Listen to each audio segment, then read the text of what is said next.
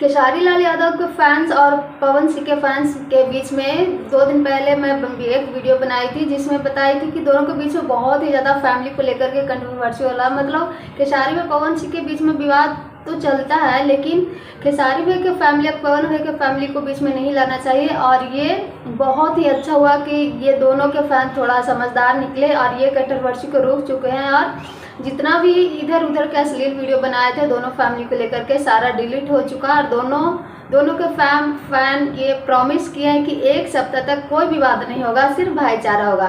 नमस्कार दोस्तों, Radhe Radhe. I hope आप सब लोग अच्छे होंगे, मस्त होंगे, स्वस्थ होंगे। अगर नए चैनल पे नया है तो चैनल सब्सक्राइब करके एक प्यारा सा लाइक में जरूर कर दीजिए।